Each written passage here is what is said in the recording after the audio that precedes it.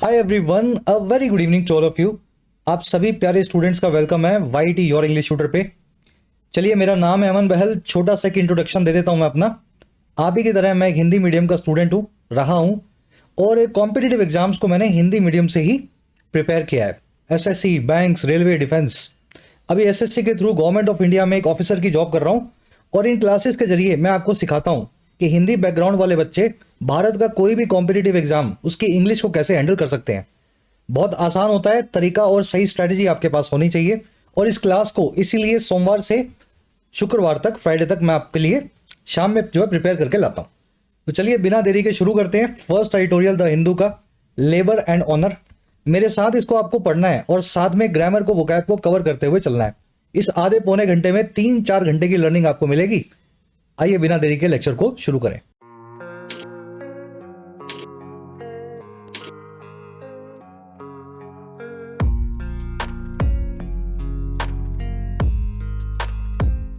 Alright, कह रहा है जी लेबर एंड ऑनर।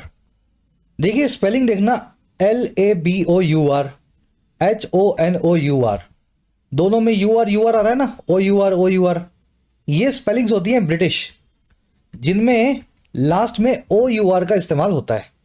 अगर अमेरिकन स्पेलिंग्स की बात करें तो अमेरिकन क्या करते हैं, यू को निकाल देते हैं।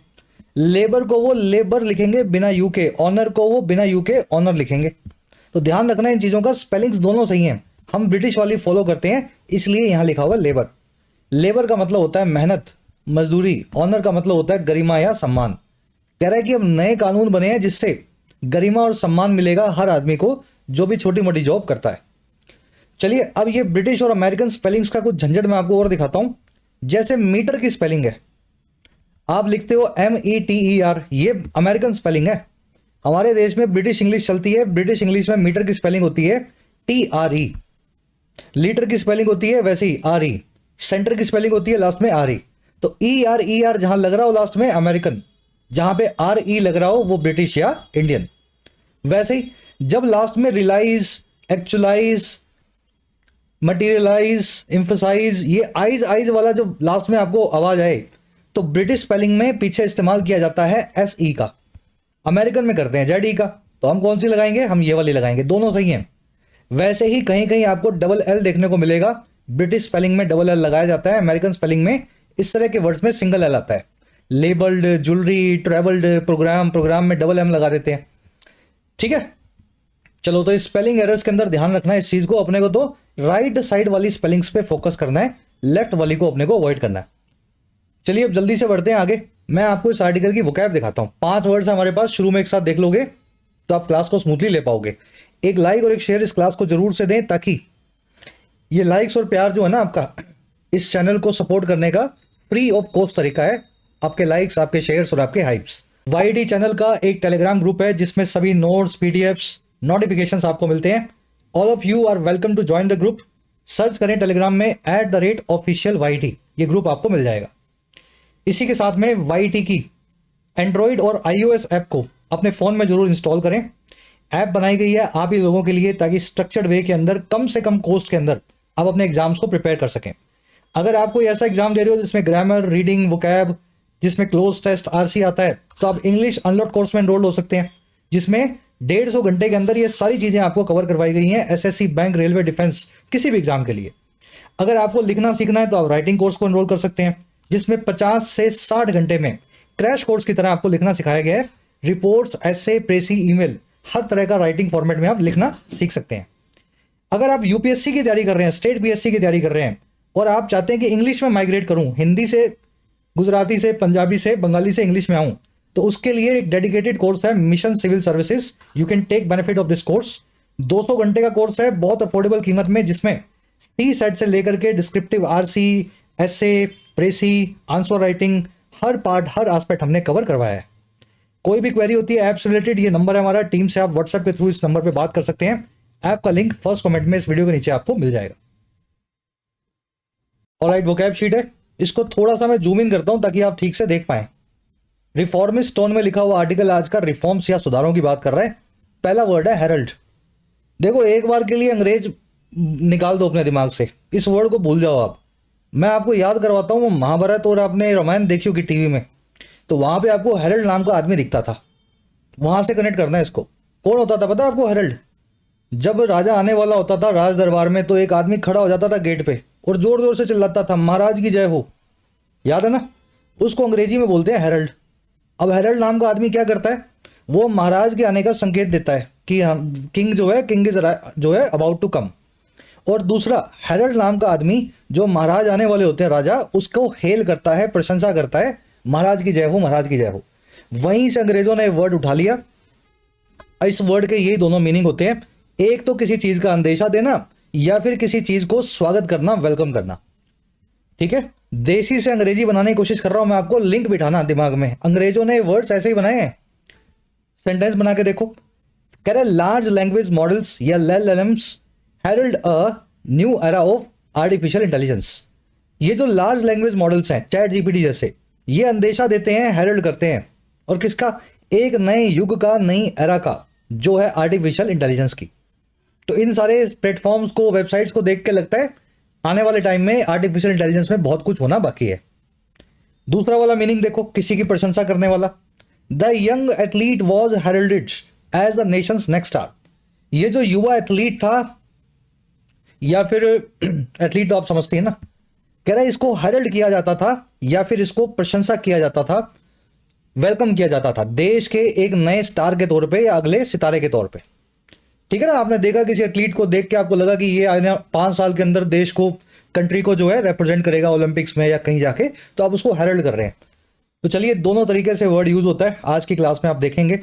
हेरल्ड को हार्बिंगर, ऑगर करना, प्रिडिक्ट करना भी बोलते हैं, क्योंकि आप किसी चीज का अंदेशा दे रहे होते हो। अंदेशा देने का मतलब क्या है? आप किसी चीज की प्रिडिक्शन कर रहे हो। बादल जो है हेरल्ड करते हैं बरसात को, तो बादल प्रिडिक्ट भी करते हैं, ऑगर भी करते हैं, प्रेसेज भी करते हैं बरसात को। चलिए, अगला वर्ड अपने पास एनकम्बरेंस। देखिए, अंग्रेजी में एक वर्ड है कम्बरेंस, या यूं कह दें कि कंबर, CUMBERE या BER। इसका मतलब होता है किसी के पांवों में बेड़ियां बांध देना। आगे कोई आदमी चल रहा हो आगे, उसके पांवों में आप कुछ वजन बांध दो, उसके कंधे पे कुछ वजन रख दो, तो आप क्या करोगे? उसको आगे बढ़ने से रोक रहे हो। जो आदमी दौड़ रहा है उसके ऊपर 50 किलो का कट्टा आपने रख दिया ऊपर, तो उस रफ्तार से वो नहीं दौड़ पाएगा। तो वहीं से वर्ड बनाया गया एनकम्बरेंस। किसी चीज के ऊपर इतना बोझ डाल देना कि उसकी प्रोग्रेस जो है रुक जाए। एनकम्बरेंस एक नाउन है, इसका मतलब होता है रिस्ट्रिक्शन या हर्डल, आपके रास्ते का रोड़ा या रुकावट। ठीक है, कंबर नाम की वर्ब से एनकम्बरेंस नाम का नाउन बनाया गया है। Corruption is a major encumbrance in the growth story of India. Corruption या भ्रष्टाचार जो है सबसे बड़ी बेड़ी है, रोड़ा है रास्ते का, भारत की ग्रोथ स्टोरी के, भारत की विकास की कहानी का। अब रास्ते के रोड़े को, बेड़ी को, एनकम्बरेंस को, इन सभी वर्ड से बताया जाता है। रोड ब्लॉक, ऐसी चीज जो रोड को ब्लॉक कर रही हो। ऑब्स्टेकल, रास्ते का रोड़ा। Obstruction, hindrance, stumbling block, deterrence. मुझे पता है आप बहुत ज्यादा ओवरवेल्म्ड हो रहे हो कि ये इतने सारे वर्ड्स हैं सर। हैं इतने सारे वर्ड्स, बिल्कुल हैं, और सारे रीडिंग में आते हैं। जिसने वीक में 5 दिन 4 दिन रीडिंग की है, 6 महीने, उसके लिए सारे वर्ड जो हैं खेलना आना चाहिए उनको, सभी वर्ड्स के साथ में। तो अगर आप थोड़ा सा भी बोझिल फील कर रहे हो, तो मतलब यही है कि आपकी रीडिंग की आदत जो अभी तक नहीं बनी है। तो आज हिंड्रेंस नाम का वर्ड आर्टिकल में देखेंगे। रीडिंग को कंटिन्यू रखो। अगला वर्ड है अपने पास, अगला वर्ड है एकोमोडेट। देखिए, एकोमोडेट वर्ड के 2 मीनिंग्स हैं और दोनों एक दूसरे से जुड़े हुए हैं। जैसे ऊपर आपको मिला ना हेरल्ड का, महाराज की जय हो, तो महाराज के आने का अंदेशा भी था और महाराज की जय भी हो रही थी। वैसे ही अकोमोडेट वर्ड के 2 मीनिंग्स हैं, आपस में जुड़े हुए हैं। देखो, इसका सही मीनिंग होता है किसी को रहने की जगह देना। आपके घर में कोई आया, आपने एक बेड खाली किया और उनको लिटाया, सुलाया, रात में अकोमोडेट किया। होटल को भी अकोमोडेशन बोलते हैं, क्योंकि होटल आपको रहने की जगह देता है। तो पहला मीनिंग तो है ये। अब देखो, इससे दूसरा मीनिंग जुड़ा हुआ है। जब भी आप किसी को जगह देते हो ना अपने घर में, तो आप उसको एडजस्ट कर रहे हो। भाई, आपने घर में 3 आदमियों को रहने के लिए घर बनाया, थोड़ा सा जगह खाली छोड़ दिया आपने, कोई मेहमान आएगा, तो मेहमान को आप एडजस्ट करते हो ना कुछ दिनों के लिए। तो एकोमोडेट वर्ड का दूसरा मीनिंग होता है किसी के साथ एडजस्टमेंट करना। चलिए अब यूज करके दिखाता हूं। You should soon accommodate yourself to the new circumstance. आपको जल्दी ही एडजस्ट कर लेना चाहिए, अकोमोडेट कर लेना चाहिए अपने आप को नए हालात के हिसाब से, न्यू सर्कमस्टेंस के हिसाब से। सर्कमस्टेंस भी बड़ा कॉमन सा वर्ड है, हालात के लिए यूज होता है, कंडीशंस के लिए। तो ये तो दूसरा मीनिंग हो गया। अब देखो पहला वाला, the room could accommodate 4 adults. कमरा अपने आप में एडजस्ट कर सकता था या रख सकता था 4 एडल्ट्स को, 4 बड़े लोगों को। तो डिटेल में वर्ड हो गया आपका, आज की क्लास में इस वर्ड को आप देखेंगे। एक और वर्ड अपने पास रिडंडेंट, बोल के देखो इसको। इसको मैंने बहुत लोगों को रेड्यूडेंट बोलते हुए देखा है, हिंदी मीडियम वाले हम ऐसी गलतियां करते हैं ना। रिडंडेंट, देखिए रिडंडेंट का मतलब होता है जो चीज आपके पास एक्स्ट्रा है, जिसकी आपको हाथों हाथ जरूरत नहीं है, सरप्लस है। जैसे आपके बैग में 3 पेन्स हैं, एक नीला, एक काला, फिर एक और नीला। तो जो तीसरा पेन नीला है ना, वो आपने रखा हुआ है इमरजेंसी के लिए, समझ पा रहे हो, वो रिडंडेंट है। रिडंडेंट का मतलब हमेशा फालतू का नहीं होता। रिडंडेंट कोई ऐसी चीज भी हो सकती है जो, समझ गए ना, कि बैकअप प्लान हो आपका। तो इसको आप नीडलेस, यूजलेस बोल सकते हैं, लेकिन इसका सही मीनिंग है extra. The presentation was boring and full of redundant details. Presentation बड़ी बोरिंग थी और भरी हुई थी ऐसी डिटेल से जो एक्स्ट्रा थी, नीडलेस थी। चलिए, रेपिटिशियस, सरप्लस, सब इसके synonyms, you will see this word. Last word आपको करवा रहे हैं आज का, इंपेरेटिव। इंपेरेटिव का मतलब होता है आपकी मॉरल, लीगल, आपकी नैतिक या कानूनी जिम्मेदारी। जैसे पुलिस की जिम्मेदारी है चोरों को पकड़ना, कोर्ट की जिम्मेदारी है सजा देना, मेरी और आपकी जिम्मेदारी है मेरी पढ़ाना और आपकी है पढ़ना। चाहे लीगल है, चाहे मॉरल है, चाहे नैतिक है, चाहे कानूनी है, ऐसी जिम्मेदारियों को अंग्रेजी में इंपेरेटिव बोलते हैं। ठीक है, चलो यूज करके देखो। It is an imperative that the government should cut down it's import budget. ये एक जिम्मेदारी है, एक एसेंशियल ड्यूटी है कि सरकार कट डाउन करे, कम करे अपने इंपोर्ट के बजट को। नेसेसिटी, ऑब्लिगेशन, एक्सीजेंसी, सभी जरूरतों के सिनोनिम्स हैं या जिम्मेदारियों के सिनोनिम्स हैं। आज ये वर्ड इंपेरेटिव आप आर्टिकल में देखेंगे। 5 वर्ड्स डिटेल में हो गए हैं। आप जाकर के टेलीग्राम ग्रुप से इस शीट को डाउनलोड कर सकते हैं। रोज सुबह शाम आपको सारे नोट्स, नोटिफिकेशन टेलीग्राम ग्रुप में मिल जाते हैं। अब आओ आर्टिकल पे एक समरी आपको दें। देखिए, आपने बहुत बार सुना होगा labour code, labour code, labour code. कभी आपके दिमाग में नहीं बैठा होगा लेबर कोड क्या होते हैं। देखिए, लेबर का मतलब होता है मजदूरी, और ये मजदूरी का मतलब वो नहीं है जो खड्डे करना और कस्सी से मिट्टी डालना। हर वो आदमी लेबर है जो किसी के यहाँ काम करता है, चाहे तनख्वाह 10,000 रुपए की हो, चाहे तनख्वाह 10 लाख रुपए महीने की हो, सभी हम लेबर हैं। ठीक है, तो पहले तो दिमाग में कॉन्सेप्ट अपने को क्लियर करना है। लेकिन इन लेबर में भी वो वाले लेबर जिनकी तनख्वाह 25-30 हजार रुपए महीने से कम की है, सरकार ने इनके लिए बहुत सारे कानून बना रखे हैं। अगर आपकी तनख्वाह किसी भी इंसान की 25-30 हजार से कम है, तो सरकार एक सेफ्टी नेट आपको प्रोवाइड करती है। अगर बीमार हो जाओगे तो ईपीएफओ में जा सकते हो, पेंशन के लिए आप पेंशन प्लान ले सकते हो सरकार का, जो जरूरी है लेना। आपका एम्प्लॉयर आपको जरूरत से ज्यादा काम नहीं करवाएगा, एक्स्ट्रा टाइम के आपको एक्स्ट्रा पैसे मिलेंगे। तो ऐसे हमारे पास 18 कोड्स थे, यानी 18 कानून थे। भारत के कई राज्यों में कुछ कानून थे, कई राज्यों में कुछ कानून थे। अब हाल में सरकार ने क्या किया, सारे कानूनों को 18 को मिला दिया और बना दिया 4, और इसमें कुछ सुधार भी किए। और सारे ये चारों कानून जो हैं सभी स्टेट्स को लगाने के लिए बाध्य भी कर दिया। और ये एक बड़ा वेलकम स्टेप है। ये 25-30 हजार वालों के लिए, जो कि 80% भारत की आबादी है, 20-25 हजार ही कमाती है भारत की आबादी महीने में।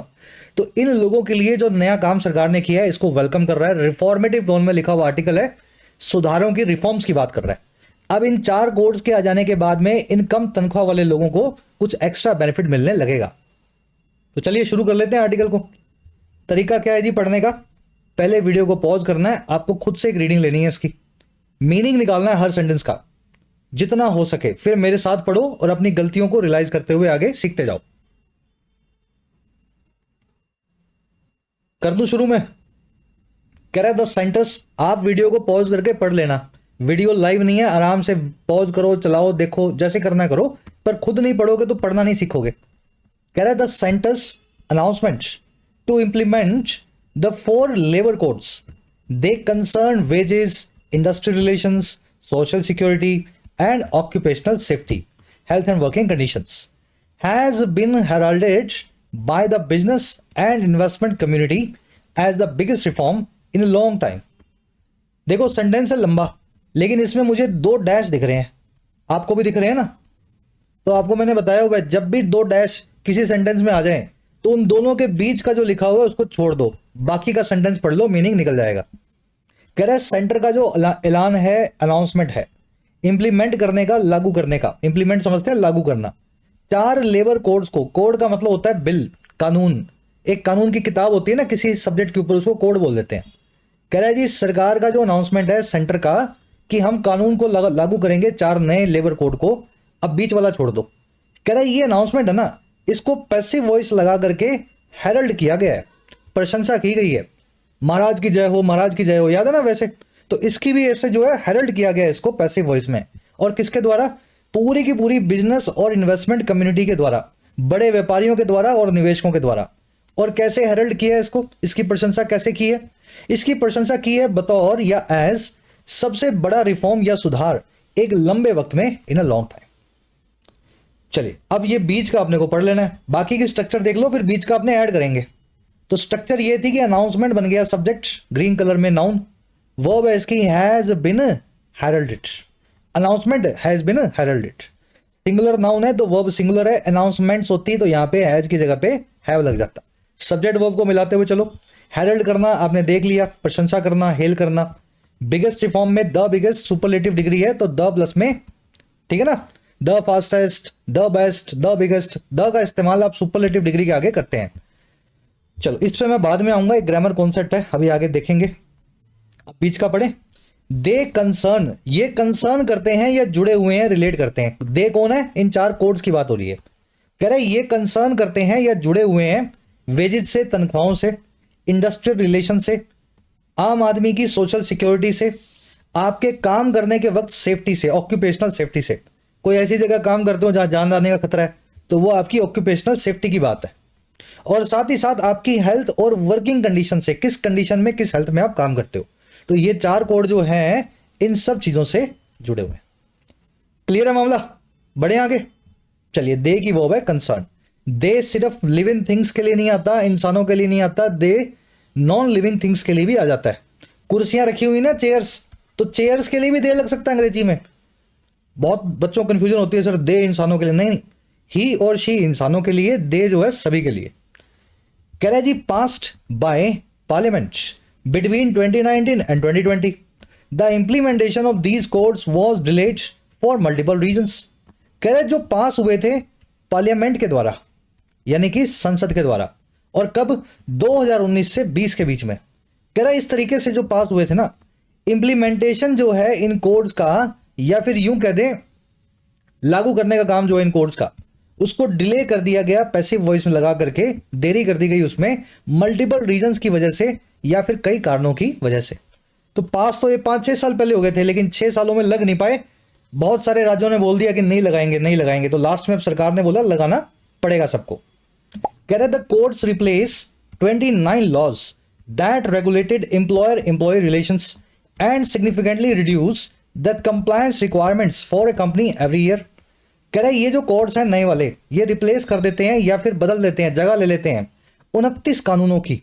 और वो कानून जो रेगुलेट या नियमित किया करते थे, कंट्रोल किया करते थे एम्प्लॉयर और एम्प्लॉय के रिलेशन को, पूंजीपति और मजदूरों के रिश्तों को, और सिग्निफिकेंटली रिड्यूस करते हैं। ये रिप्लेस तो करते ही करते हैं इनको, ये बहुत ज्यादा बड़े तरीके से कम भी कर देते हैं कंप्लायंस की रिक्वायरमेंट को कंपनियों के लिए हर साल। कंप्लायंस समझते हो आप? सरकार ने बोला कि अगर आप कंपनी चला रहे हो तो ये काम आपको करना है, ये आपकी कंप्लायंस है। हर महीने इसको करके आपको सरकार में रिटर्न भरनी है, कभी जीएसटी देना है, कभी लेबर टैक्स की रिटर्न भरनी है, तो इसको अंग्रेजी में कंप्लायंस बोलते हैं। तो अब कंप्लायंस रिक्वायरमेंट बहुत कम हो गई इन कानूनों के आने के बाद। चलिए कोड्स की वर्ब है रिप्लेस, दूसरी वर्ब है reduce. These codes replace these laws and जो है codes reduce the requirements. That आया है 29 लॉज के लिए, दैट की वर्ब है रेगुलेटेड, सिग्निफिकेंटली यानी बहुत ज्यादा। चलो अब यहां पे जो गलती थी वो थी डैंगलिंग पार्टिसिपल फ्रेज की। देखो सब्जेक्ट है यहां पे इंप्लीमेंटेशन, लेकिन पार्टिसिपल आपने लगा दिया वर्ब की थर्ड फॉर्म में पास्ट। मुझे ये बता दो 2019 से 20 के बीच में ये कानून पास हुए थे या इनका इंप्लीमेंटेशन पास हुआ था? कानून पास हुए थे। इंप्लीमेंटेशन का मतलब होता है लागू करना, लागू करने का काम कैसे पास होगा भाई? कानूनों को, कोड्स को पास किया गया था। तो यहां पे जो आपने ये V3 लगा दिया, इसको डेंगल कर दिया आपने, सब्जेक्ट से मैच नहीं करवा पा रहे हो। तो कुछ आपको ऐसा करना पड़ेगा कि ये इंप्लीमेंटेशन की जगह पे कानून, ये कोड्स जो है सब्जेक्ट बन जाए। और उसके लिए क्या करना पड़ेगा? The codes, implementation of codes की जगह आप ऐसा लिख सकते हो, the codes were implemented with a delay for multiple reasons. ऐसे आपको कोड्स को यहां पे सब्जेक्ट बनाना पड़ेगा ताकि इससे मैच कर पाए।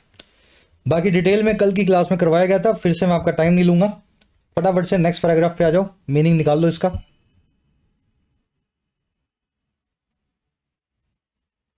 कह रहा है जी the centre has maintained that it will hand hold the states to draft and adopt the rules in accordance with the codes. कह रहे जी सेंटर ने मेंटेन किया है, सेंटर ये बात कह चुका है, सेंटर का मतलब होता है केंद्र सरकार, और क्या कह चुका है कि इट जो है ना केंद्र सरकार, ये हैंड होल्ड करेगी। अंग्रेजी में एक वर्ड है हैंड होल्ड, किसी का हाथ थामना, उसको आगे बढ़ने के लिए साथ साथ चलाना। तो कह रहा है ये गाइड करेगी, हाथ थाम के हैंड होल्ड करेगी सभी राज्यों का, कि वो राज्य जो है ड्राफ्ट करें या फिर बनाएं और अडॉप्ट करें, अपनाएं इनके ऊपर बनने वाले रूल्स को, जो कोड्स के अकॉर्डेंस में हो, कोड्स के साथ में मेल जोल रखते हो। तो रूल बनाना और उसके बाद में पहले कोड बनता है फिर रूल बनते हैं। तो एक्ट या कोड तो बन गया, अब स्टेट्स को इस पर रूल बनाने हैं कि कैसे इसको लगाएंगे। तो सेंटर ने बोला है हम हाथ पकड़ के स्टेट्स को गाइड करेंगे। कह रहा है जी most states and union territories have published the draft rules for the courts. ज्यादातर जो स्टेट्स और यूटियां हैं ये पब्लिश कर चुकी हैं परफेक्ट टेंस में कच्चे कानूनों को, ड्राफ्ट रूल्स को इन कोड्स के ऊपर। ड्राफ्ट वर्ड का मतलब होता है अंग्रेजी में कच्चा। पहले कोई कानून बनता है ना, सरकार उसको अपनी वेबसाइट पर डाल देती है, आप अपना फीडबैक दो। हालांकि आपका फीडबैक ज्यादा सुना नहीं जाता, पर अगर बहुत ही कुछ किसी बात पे फीडबैक आ जाए तो सरकार उस कानून को फाइनल करने से पहले आपकी बात सुन सकती है। तो उसको जो ड्राफ्ट जो अपलोड करते हैं उसको बोलते हैं ड्राफ्ट रूल्स। तो ज्यादातर स्टेट्स ने अपनी अपनी वेबसाइट पे ड्राफ्ट बना करके डाल दिया। चलिए सेंटर की वर्ब है has maintained, perfect tense. It आया सेंटर के लिए, वर्ब आई है इसकी will, hand hold. Hand hold करना, किसी का हाथ पकड़ के उसको गाइड करना। स्टेट्स एंड टेरिटरीज की वर्ब है हैव पब्लिश्ड। अब एक कॉन्सेप्ट है यहाँ पे मोस्ट का, पहले मैं आपसे पूछ ही लेता हूं। मोस्ट के आगे आपने द लगा हुआ देखा होगा। The most beautiful girl in the class, सबसे सुंदर लड़की क्लास की। द मोस्ट, जो भी लिखना चाह रहे हो, the most intelligent boy in the class. तो द लगता है फिर भी यहां द नहीं लगाया गया, तो क्या रीजन बता सकते हो मेरे को, द को यहां पे क्यों नहीं रखा? चलो आगे पढ़ो, अभी इस कॉन्सेप्ट पे वापस आएंगे। कह रहे जी free markets advocates have always considered India's labor laws to be a hindrance to its growth potential। कह रहे फ्री मार्केट के जो एडवोकेट्स हैं, एडवोकेट यानी पैरवी करने वाला, फ्री मार्केट यानी खुला बाजार जिसमें सरकार की दखल अंदाजी कम से कम हो। कह रहे जी खुले बाजार की पैरवी करने वाले जो लोग हैं उन्होंने हमेशा से ही कंसीडर किया है या माना है भारत के जो पुराने 29 लेबर लॉज थे उनका होता हुआ एक हिंड्रेंस या फिर एक रास्ते का रोड़ा, और किस चीज में, भारत की ग्रोथ की पोटेंशियल में या फिर विकास की संभावनाओं में। तो समझदार लोग तो काफी टाइम से कह रहे हैं कि हमारे पुराने रूल्स की वजह से ही देश आगे तरक्की नहीं कर पा रहा। चलिए अब वो पुराने रूल्स खत्म हो गए, फ्री मार्केट एडवोकेट्स खुश हो गए, इनकी वो है हैव कंसीडर्ड। हिंड्रेंस का मतलब एनकम्बरेंस, रास्ते की रुकावट, ऑब्स्ट्रक्शन है ना, बैरियर, ऑब्स्टिकल, रास्ते का रोड़ा। कह रहे जी under the codes worker employ relations या worker employer relations, social security mechanism and wage and aspects of emoluments will witness huge changes। कह रहे जी अब नए कोड्स के अंडर, ये नए कानूनों के अंडर वर्कर और एम्प्लॉयर के जो रिलेशन है, पूंजीपतियों और मजदूरों के जो रिश्ते हैं, फैक्ट्री में काम करने वाला मालिक और उसके मजदूर, सोशल सिक्योरिटी का जो मैकेनिज्म है, सोशल सिक्योरिटी यानी समाज में सुरक्षा। आप कहीं काम करते हो तो आप बीमार हो जाओ तो ऐसा नहीं है आप भूखे मरोगे, सरकार आपका इलाज करवाए, ये सोशल सिक्योरिटी है। फिर आपकी वेज यानी तनख्वाह, और कई एस्पेक्ट्स यानी कई पहलू आपकी इमोलमेंट्स के या तनख्वाहों के। इमोलमेंट होता है हर्जाना या फिर आपका मेहनताना। कह रहे इस नए कोड में 4 कानूनों में ना ये सारी चीजें जो हैं, ये सारी चीजें ये विटनेस बनेंगी, गवाह बनेंगी बड़े बड़े बदलावों का।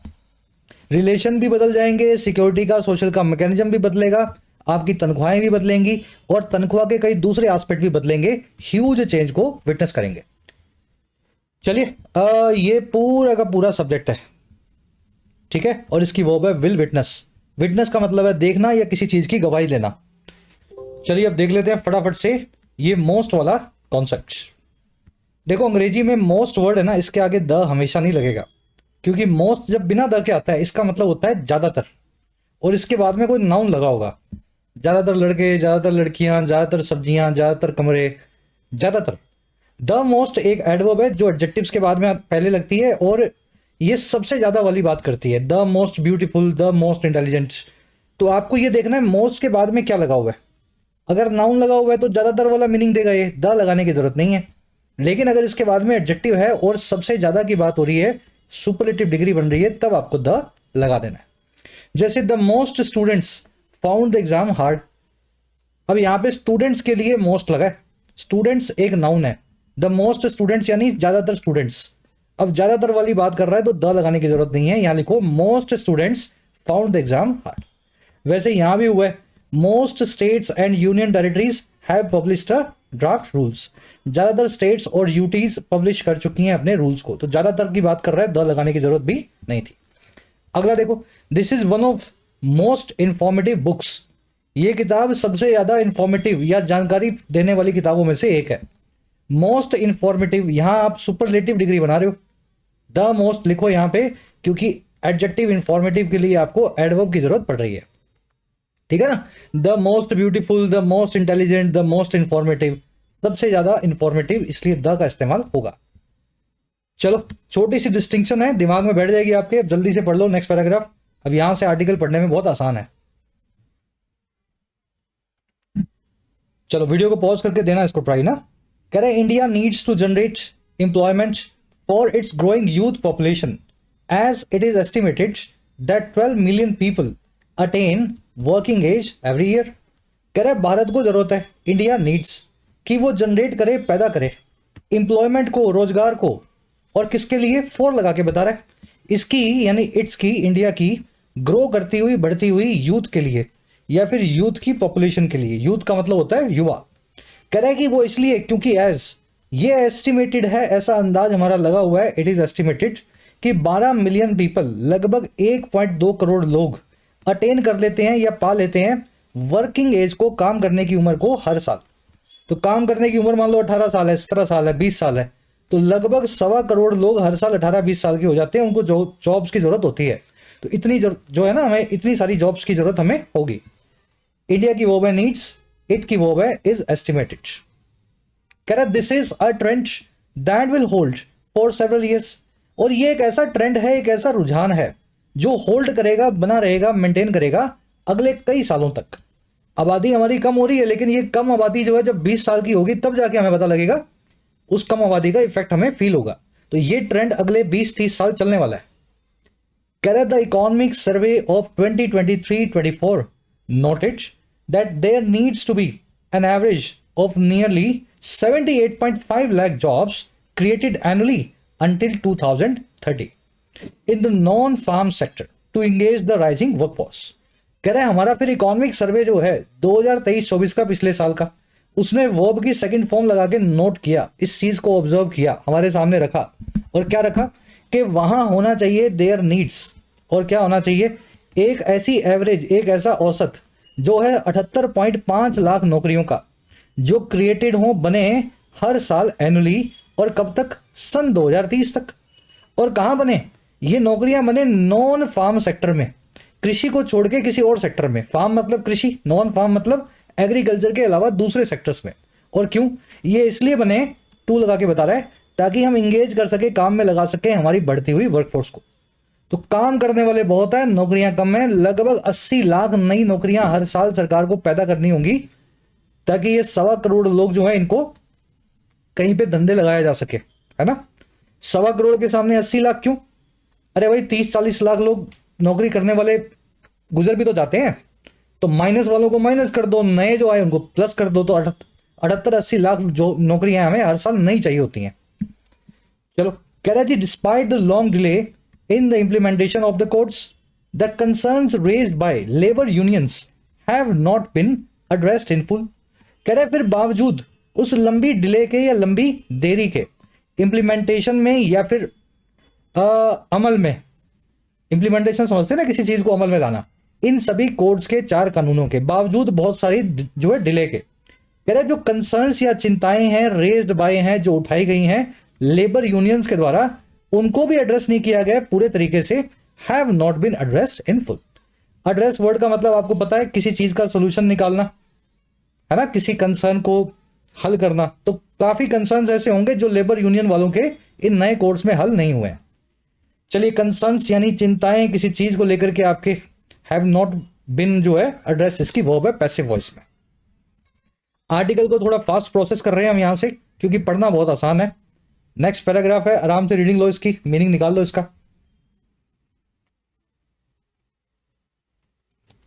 कह रहा है जी labour representatives allege that the government ignored pro worker recommendations of the second National Commission on Labor submitted in 2002 and instead accommodated all pro-employer recommendation made them a part of the course। कह रहे जो labour representatives हैं, अब ये कौन लोग हैं, ऐसे पढ़ के आगे मत गुजर जाओ। अच्छा लेबर रिप्रेजेंटेटिव्स ने कहा, कौन है लोग ये?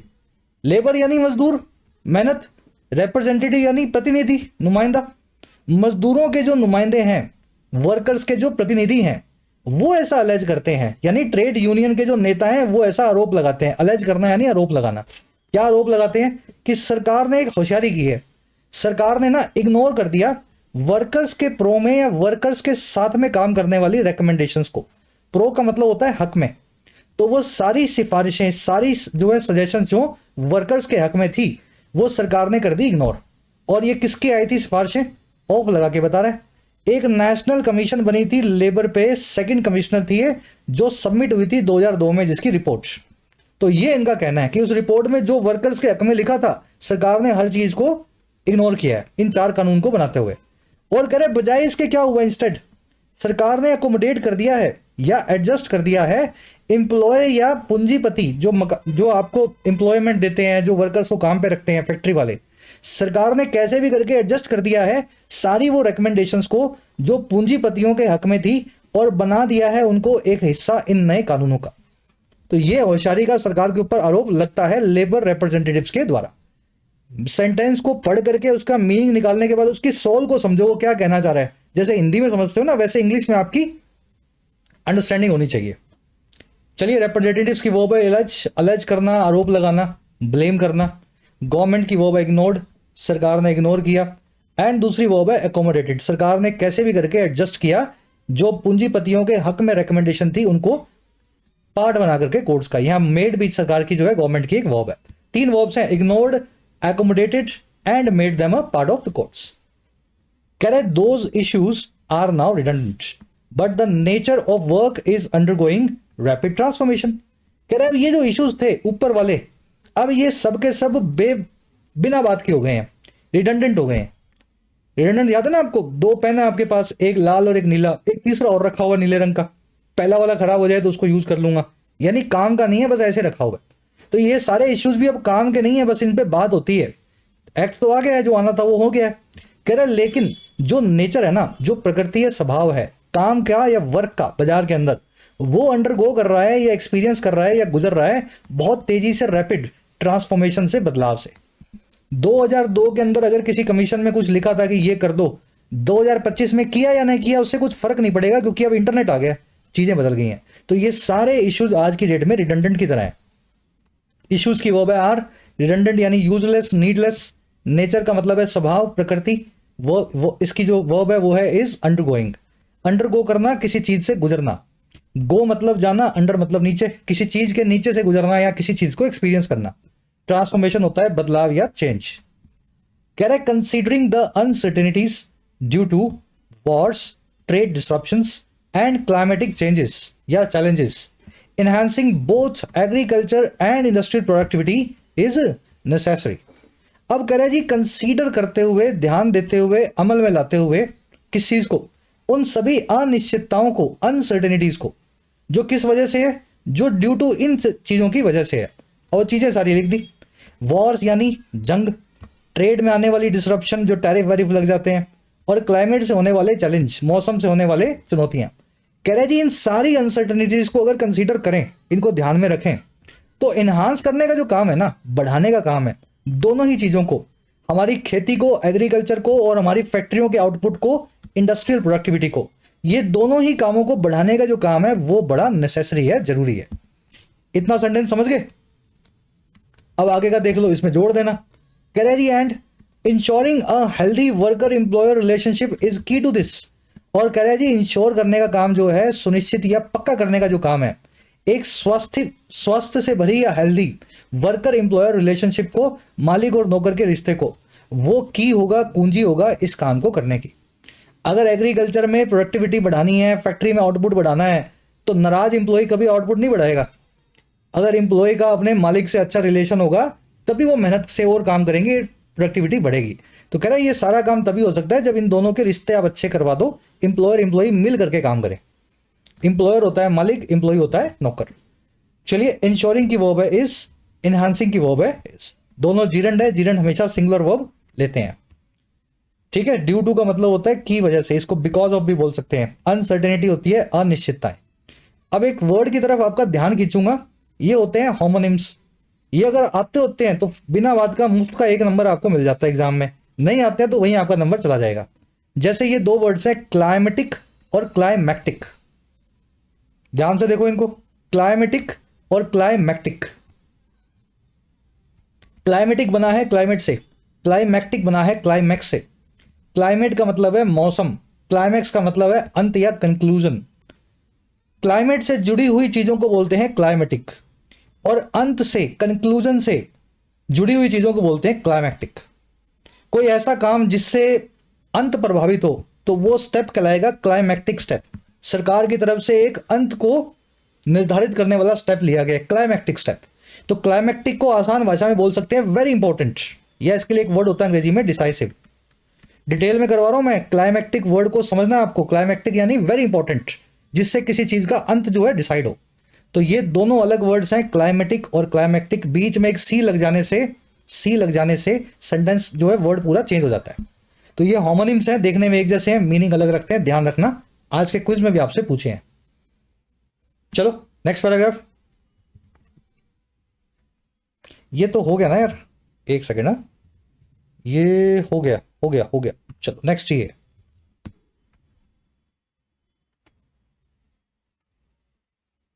कह रहा है जी, with gig and platform works and artificial intelligence disrupting conservative definitions of work, wage and social security, the government should take the steps needed to reform the labour sector wisely.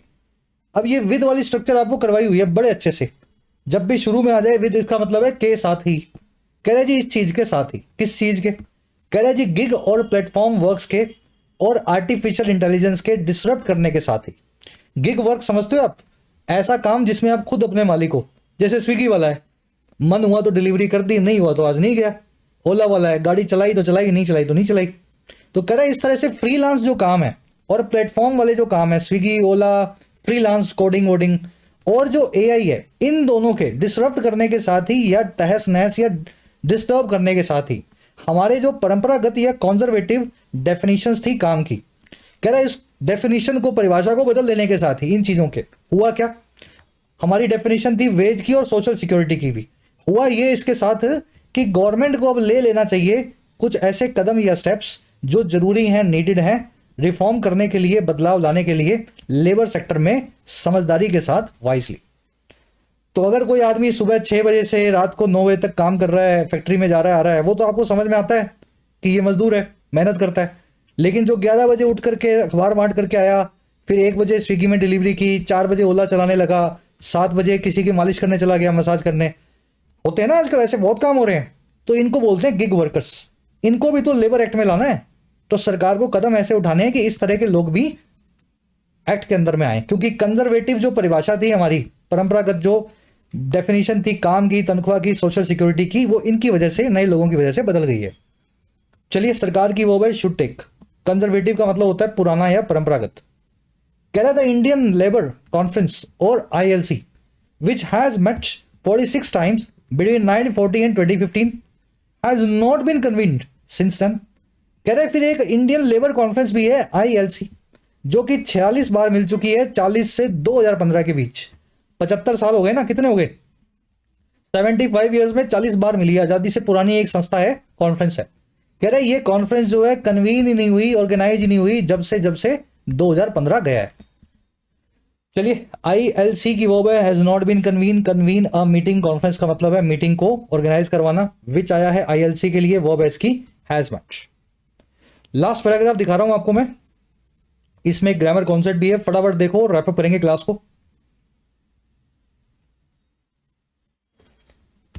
कह रहे PM Modi, prime minister Modi had promised that labor laws would be changed only after wider tripartite consultations।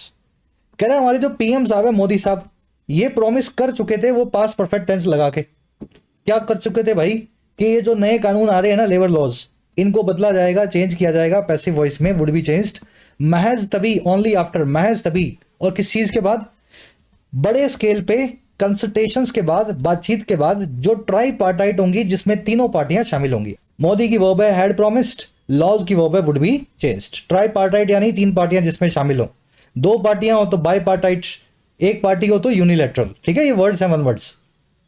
कह रहे so it becomes imperative that the government conducts the 47th session of ILC on the labour codes to ensure their smooth implementation.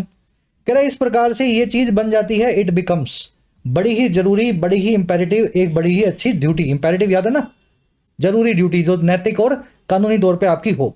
तो ये एक नैतिक कानूनी जरूरी जो है ड्यूटी बन जाती है कि सरकार जो है वो कंडक्ट करवाए 47वें सेशन को इंडियन लेबर कॉन्फ्रेंस के इन कोड्स को लेकर के, ऑन द लेबर कोड्स। और क्यों? ताकि सुनिश्चित या पक्का किया जा सके इनके स्मूथ तरीके से इंप्लीमेंटेशन को या अमल में लाए जाने को। तो तीसरी पार्टी को बीच में बिठाओ, ILC को, और इनसे मिलजुल करके लेबर कोड को लगवाओ। इट की वर्ब है बिकम्स, गवर्नमेंट की वर्ब है कंडक्ट्स, इंश्योर करना, पक्का करना, इंपेरेटिव यानी नेसेसरी ड्यूटी, मॉरली या लीगली। कह रहा है in the process state should also be consulted along with employers and employees.